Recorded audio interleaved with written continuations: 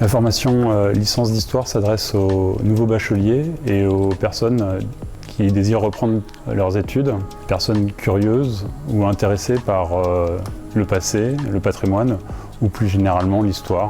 On a coutume de dire qu'oublier nos ancêtres, c'est comme être une rivière sans source ou comme un arbre sans racines.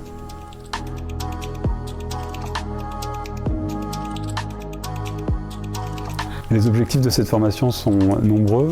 Il s'agit avant tout d'initier les étudiants au métier de l'histoire, du patrimoine, des archives et de l'archéologie.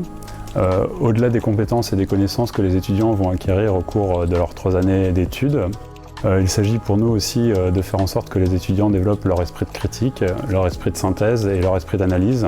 Il s'agit aussi pour nous de faire en sorte que les étudiants appréhendent les sociétés passées, mais aussi les sociétés présentes, avec ce regard critique et ces compétences qu'ils vont acquérir.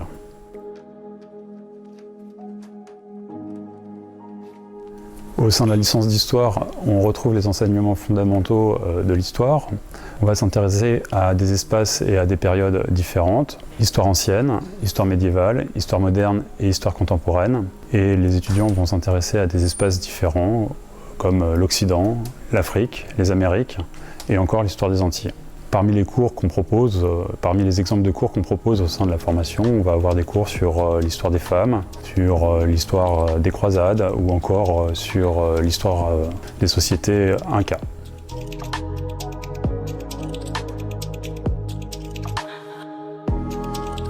Alors il n'y a pas de prérequis pour intégrer la licence d'histoire, il faut juste avoir le bac ou une équivalence. Des qualités favorisent la réussite, être organisé, être curieux, être sérieux et autonome. Si on veut, on peut, et je dirais pour terminer, il suffit de jouer le jeu.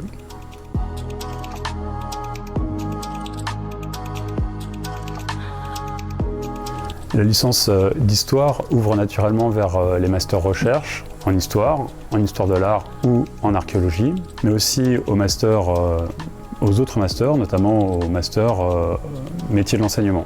Les débouchés au-delà des masters sont vastes. On pense bien entendu au métier de l'enseignement et de la culture, mais il ne faut pas oublier ceux de la documentation, du patrimoine, de l'archéologie, du journalisme et des métiers de l'administration. Plusieurs de nos étudiants sont devenus, par exemple, journalistes, professeurs, documentalistes, guides conférenciers, animateurs du patrimoine ou encore officiers de police ou archéologues.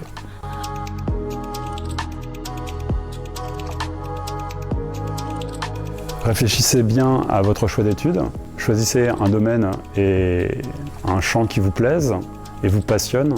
Rien de mieux que de faire des études en ayant l'impression de vivre sa passion.